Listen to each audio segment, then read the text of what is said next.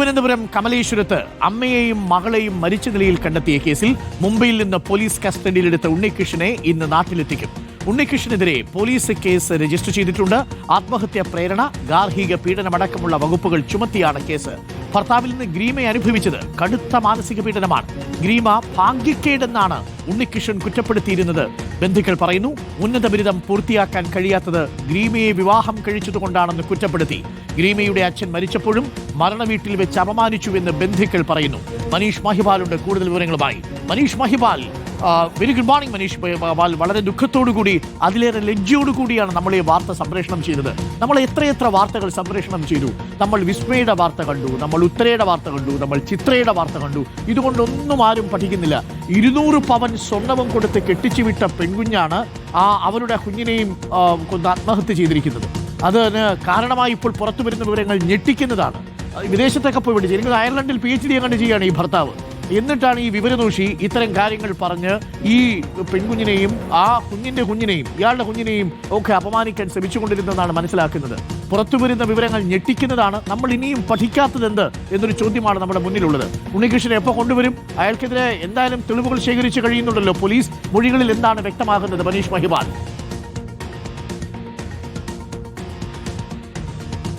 Doctor Arun, ഇതിനോടകം തന്നെ Poonthura police ബന്ധുക്കളുടെയൊക്കെ തന്നെ വിശദമായ മൊഴി രേഖപ്പെടുത്തിയിട്ടുണ്ട്. പ്രധാനപ്പെട്ട തെളിവ് ഇവരുടെ ആത്മഹത്യാക്കുറിപ്പ് തന്നെ. ആത്മഹത്യാക്കുറിപ്പ് ബന്ധുക്കൾക്ക് വാട്സപ്പിലും അമ്മയും മകളും അയച്ചു നൽകിയിട്ടുണ്ട്. വളരെ വേദനിപ്പിക്കുന്ന കുറിപ്പാണ്. അതിൽ അമ്മയും മകളും ഒരുപോലെയാണ് ആത്മഹത്യാക്കുറിപ്പിൽ കുറേ കാര്യങ്ങൾ പറയുന്നത്. അമ്മ വേദനയോടെ പറയുന്നത് തൻ്റെ മകളെ ഉടുപ്പ് മാറുന്നത് പോലെയാണ് ഭർത്താവ് ഉപേക്ഷിച്ചത്. മകളുടെ വിവാഹ ബന്ധം ശിഥിലമായത് കണ്ട് സഹിക്കാനായില്ല. ആകെയുള്ള ആശ്വാസം വീട്ടിൽ ഉണ്ടായിരുന്ന ഭർത്താവ് കൂടിയായിരുന്നു. പക്ഷെ ഭർത്താവ് കഴിഞ്ഞ മാസം ഹൃദയാഘാതം മൂലം മരിച്ചു. അങ്ങനെ ആ മകൾക്കും അമ്മയ്ക്കും ഗൃഹനാഥനില്ലാത്ത അവസ്ഥയായി. അമ്മയും മകളും തനിയായി വീട്ടിൽ ഒറ്റപ്പെട്ടു. ഈ ഒറ്റപ്പെട്ട ഘട്ടത്തിൽ വീണ്ടും ഭർത്താവിനെ ഒരു മരണ വീട്ടിൽ വെച്ച് കാണാനിടയായി. ആ സമയത്ത് മകൾ ഗ്രീമ ഭർത്താവിനോട് പറഞ്ഞു, ഞാൻ കൂടെ വരട്ടെ, ഒരുമിച്ച് ജീവിക്കാം എന്ന് പറഞ്ഞു. 6 വർഷങ്ങൾക്ക് മുമ്പായിരുന്നു ഇവരുടെ വിവാഹം. 25 ദിവസം മാത്രമേ ഒരുമിച്ച് കഴിഞ്ഞുള്ളൂ. പിന്നീട് ഇയാൾ അയർലൻഡിലേക്ക് പോയി. അങ്ങനെ അച്ഛൻ്റെ മരണത്തിന് ശേഷം മറ്റൊരു മരണ വീട്ടിൽ വെച്ച് കണ്ടപ്പോഴാണ് മകൾ ഭർത്താവിനോട് ഈ വിധത്തിൽ ഇടപെട്ടത്. പക്ഷെ ഭർത്താവ് അവിടെ വെച്ച് ആളുകളുടെ മുൻപിൽ വെച്ചാണ്, നിന്നെ എനിക്ക് വേണ്ട, നിന്റെ കൂടെ ജീവിക്കാൻ താല്പര്യമില്ല, ഇത് ഔദ്യോഗികമായി തന്നെ വേർപിരിയണമെന്നുള്ള കാര്യം പറയും. ഇത് വലിയ രീതിയിൽ ഇവരെ മാനസികമായി വിഷമിച്ചു. ഒപ്പം തന്നെ 200 പവനാണ് ഇവർക്ക് സ്ത്രീധനമായി അന്ന് നൽകിയത് 6 വർഷങ്ങൾക്ക് മുൻപ്. പക്ഷേ 200 പവൻ പോരാ എന്ന് ഭർത്താവ് പറഞ്ഞു. ഒപ്പം തന്നെ ഈ ഗ്രീമ ഐശ്വര്യക്കേടാണ്, ഭാഗ്യം വരുന്നില്ല. താൻ അയർലൻഡിൽ 6 വർഷമായി PhD ചെയ്യുന്നു. പക്ഷേ തനിക്കൊരു ഒരു ഉന്നത പഠന കോഴ്സ് പാസ്സാകാൻ കഴിയാത്തത് ഈ ഭാര്യയുടെ, അതായത് ഗ്രീമയുടെ ഭാഗ്യക്കേട് കൊണ്ടാണ് എന്നടക്കമുള്ള കാര്യങ്ങൾ ഇയാൾ ഭാര്യയോട് മാത്രമല്ല ഭർത്താവിൻ്റെ വീട്ടിലും ഭാര്യയുടെ വീട്ടിലും ബന്ധുക്കളോടും ഒക്കെ തന്നെ പറഞ്ഞു. ഇതിന്റെ അടക്കം തെളിവുകൾ നിലവിൽ പോലീസ് തേടുകയാണ്. ഇയാൾ ഇന്നലെ ഇതുമായി ബന്ധപ്പെട്ട് ഇയാൾക്കെതിരെ കേസെടുക്കുമെന്ന് അറിഞ്ഞുകൊണ്ട് ഇയാൾ അയർലൻഡിലേക്ക് കടക്കാൻ ശ്രമിച്ചു. അപ്പോഴാണ് മുംബൈയിൽ വെച്ച് ഇയാൾക്ക് ലുക്കൌട്ട് നോട്ടീസിന്റെ പ്രകാരം അവിടെ മുംബൈ പോലീസ് ഇയാളെ പിടിയിലായത്. ഇപ്പോൾ പൂന്തറ പോലീസ് ഇന്നലെ രാത്രിയോട് തന്നെ മുംബൈയിലെത്തി ഇയാളെ കസ്റ്റഡി എടുത്തിട്ടുണ്ട്. ഇയാളെ അറസ്റ്റ് രേഖപ്പെടുത്തും.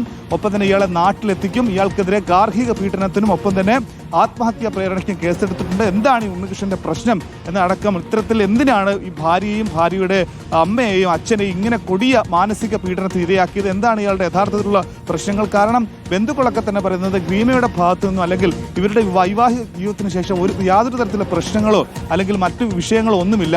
അങ്ങനെ ഇല്ലാത്തൊരു സാഹചര്യത്തിൽ എന്തിനാണ് തന്റെ മകളെ ഉടുപ്പ് മാറുന്നത് പോലെ ഉപേക്ഷിച്ചത്? ഇത്രയും വലിയ ഒരു കൃഷി വകുപ്പിലെ ഉദ്യോഗസ്ഥനായിരുന്നു എന്നാണ് ഞാൻ മനസ്സിലാക്കുന്നത്. ശരിയല്ലേ? അദ്ദേഹം ആണ് അടുത്ത ദിവസം മരിച്ചതും. ഈ സങ്കടങ്ങളൊക്കെ ഒരുപക്ഷെ താങ്ങാനാവാത്തത് കൊണ്ടുകൂടിയാവാം.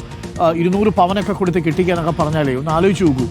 പവൻ മാത്രമല്ല, പൈസ കൊടുത്ത് സ്ത്രീധനം കൊടുത്ത് കെട്ടിക്കുന്നത് ഇക്കാലത്ത് വീണ്ടും വീണ്ടും തുടരുന്നു എന്നതാണ്. പക്ഷെ എൻ്റെ സംശയം, ഇയാൾ ഈ ഭാഗ്യക്കേട് എന്ന് പറഞ്ഞുകൊണ്ടാണ്, അതായത് ഒരു നല്ല ഭാഗ്യമായിരുന്നില്ല ഗ്രീമയുടെ കല്യാണം, അങ്ങനെ ഒരു അന്ധവിശ്വാസത്തിനടിമയായിരുന്നു ഈ ഉണ്ണികൃഷ്ണൻ. അരുൺകുമാർ സൂചിപ്പിച്ചതുപോലെ ഇവരുടെ ഭർത്താവ്, അതായത് സജിതയുടെ ഭർത്താവ് ഗ്രീമയുടെ അച്ഛൻ രാജീവ് കൃഷി വകുപ്പിലെ ഒരു ഗസറ്റഡ് റാങ്കിൽ ഉദ്യോഗസ്ഥനായിരുന്നു. ഇവരുടെ ഏക ആശ്വാസം ഇതായിരുന്നു. ഇവർ ഒരു കൂട്ട ആത്മഹത്യയിലേക്ക് അടക്കം പോകാതിരുന്നത് അച്ഛൻ്റെ ഒരു സമാശ്വാസം ഇവർക്ക് രണ്ടുപേർക്കും കിട്ടിയത് കൊണ്ടാണ്. പക്ഷേ അച്ഛൻ്റെ മരണത്തിന് ശേഷം തന്നെ സയനൈഡ് ഇവർ രണ്ടുപേരും കയ്യിൽ കരുതിയിരുന്നു. എപ്പോൾ വേണമെങ്കിലും ഇവർക്ക് ഈ വിധത്തിൽ ജീവിക്കാൻ പറ്റാത്തൊരവസ്ഥയിലേക്ക് എത്തുമെന്ന് കരുതിയിരുന്നു. ഇനി ഇയാളുടെ വിഷയം, ഈ ഉണ്ണികൃഷ്ണനെ സംബന്ധിച്ച് അയാൾ കേരളത്തിലടക്കം ഉന്നത വിദ്യാഭ്യാസം പൂർത്തിയാക്കി പിന്നീട് ഇയാൾ 6 വർഷങ്ങൾക്ക് മുമ്പ്, അതായത് വിവാഹം കഴിഞ്ഞ് 25ാമത്തെ ദിവസം ഇയാൾ അയർലൻഡിലേക്ക് പോയതാണ്. പിന്നീട് ഇവർ ഒരുമിച്ച് തുടർച്ചയായി താമസിച്ചിട്ടില്ല. പക്ഷേ ഇയാളുടെ പ്രശ്നം, ഇയാൾ ഈ അന്ധവിശ്വാസത്തിന് അടിമയായിരുന്നു. ഇയാൾ കരുതിയിരുന്നത് തൻ്റെ ഉന്നത വിദ്യാഭ്യാസം പൂർത്തിയാക്കാൻ സാധിക്കാതിരുന്നത് ഈ ഭാര്യയുടെ ഭാഗ്യക്കേടാണ്. ഒപ്പം തന്നെ നാട്ടിലെത്തി ബാംഗ്ലൂരിലടക്കം ഒരു വലിയ പ്രധാനപ്പെട്ട സ്ഥാപനത്തിൽ ഇയാൾ ജോലി നോക്കി. അവിടെ ഇന്റർവ്യൂവിന് പോയപ്പോഴും ആ ഇന്റർവ്യൂവിൽ തനിക്ക് ജോലി ലഭിക്കാതിരുന്നത് ഭാര്യയുടെ ഐശ്വര്യക്കേടാണ്. ഒപ്പം തന്നെ ഭാര്യയെ കാണാതിരിക്കലാണ്. ഭാര്യയെ കണ്ടാൽ പല സ്ഥലങ്ങളിലും പോയാൽ ഇയാൾക്ക് ഐശ്വര്യക്കേടുണ്ട്. അതുകൊണ്ട് ഭാര്യയെ നേരിട്ട് കാണാതിരിക്കാനാണ് ഭാര്യയുമായി ഒരുമിച്ച് താമസിക്കാതിരുന്നത് അടക്കമുള്ള കാര്യങ്ങൾ ഇയാളുടെ ബന്ധുക്കളോടും ഭാര്യയുടെ ബന്ധുക്കളോടും ഭാര്യയുടെ അച്ഛനോടും അമ്മയോടും പറഞ്ഞിരുന്നു. അങ്ങനെ 25 ദിവസങ്ങൾ മാത്രമാണ് 200 പവൻ ഈ സ്ത്രീധനം കൊടുത്ത ശേഷവും ഇയാൾ ഒരുമിച്ച് താമസിച്ചത്. അങ്ങനെ സ്വന്തം ഭാര്യയെ ഈ വിധത്തിൽ മാനസികമായി പീഡിപ്പിക്കുകയും ഈ വിധത്തിൽ അപമാനിക്കുകയും ഒരു മരണ വീട്ടിൽ വെച്ച് കണ്ടപ്പോൾ പോലും ആളുകളുടെ മുന്നിൽ വെച്ച് ഈ വിധത്തിൽ അപമാനിച്ചതിൻ്റെ അപമാന ഭാരം കൊണ്ടുമാണ് അമ്മയ്ക്കും മകൾക്കും സൈനൈഡ് കഴിച്ച് ആത്മഹത്യ ചെയ്യേണ്ടി വന്നത്. ഇപ്പോഴിതാ 200 പവന്റെ സ്വർണവും 10 സെന്റ് വീടും കമലശ്ശേരത്തുണ്ട്. ആ സ്വത്ത് ഈ ഉണ്ണികൃഷ്ണൻ കൈക്കലാക്കാൻ ശ്രമിക്കുന്നുവെന്ന് ഈ ആത്മഹത്യക്കുറിപ്പിൽ പറയുന്നുണ്ട്. അത് ഒരു കാരണവശാൽ ഉണ്ണികൃഷ്ണന് കൊടുക്കാൻ പാടില്ല, തന്റെ അമ്മാവന്മാർക്ക് കൊടുക്കണമെന്ന് കൂടി ഈ ആത്മഹത്യക്കുറിപ്പിൽ പറയുന്നുണ്ട്. എന്താണ് പൂന്തറ പോലീസ് ഇവിടെ നാട്ടിലെത്തിയ ശേഷം ഇയാളെ വിശദമായി ചോദ്യം ചെയ്ത് തെളിവ് ഉള്ളത് ഇവർക്ക്? അതെ അരുൺകുമാർ, ഏക മകളാണ്. അതായത് ഒരു കുടുംബം തന്നെ ഇല്ലാതായിരിക്കുന്നു. അച്ഛൻ 1 വർഷം മുൻപാണ് മരിച്ചത്. അച്ഛൻ മരിച്ചതും ഈ മകളുടെ വേദന പലപ്പോഴും ഉണ്ടായിരുന്നു. അങ്ങനെ മകളെ സംബന്ധിച്ച് മകൾ ഒറ്റപ്പെട്ട് നിൽക്കുന്നു.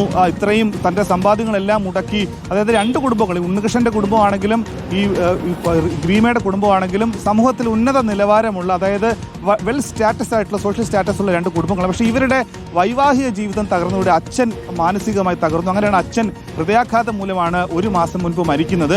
അങ്ങനെ ഏക മകളാണ്. അങ്ങനെ ഒരു കുടുംബം തന്നെ ഇല്ലാതായപ്പോൾ ഈ സ്വത്തുക്കൾ ഇനിയിപ്പോൾ ഈ കമലേശ്വരത്തുള്ള 10 സെന്റ് സ്ഥലവും ഒപ്പം തന്നെ 200 പവൻ സ്വർണവും ഉണ്ട്. അത് അമ്മാവന്മാർക്ക്, ഇവരുടെ ബന്ധുക്കളായിട്ടുള്ള അമ്മാവന്മാർക്ക് കൊടുക്കണം. ഒരു കാരണവശാലും അത് ഇനി ഭർത്താവിന് കൊടുക്കാൻ പാടില്ല. കാരണം ഇവരുടെ വിവാഹ ബന്ധം ഇപ്പോഴും ലീഗലായി ഉണ്ട്. അതുകൊണ്ട് തന്നെ സ്വാഭാവികമായ സ്വത്ത് ഭർത്താവിലേക്ക് എത്താൻ പാടില്ല എന്നതിന്റെ അടിസ്ഥാനത്തിലാണ് ആ ആത്മഹത്യാക്കുറിപ്പിൽ പോലും അത്തരം കാര്യങ്ങൾ വ്യക്തമാക്കുന്നത്. Arunkumar, thank you Manish. വളരെ വേദനിപ്പിക്കുന്ന വാർത്തയാണ്. എൻ്റെ പ്രിയപ്പെട്ട സഹോദരിമാരെ, എനിക്ക് പറയാനുള്ള ഒരൊറ്റ കാര്യമുള്ളൂ.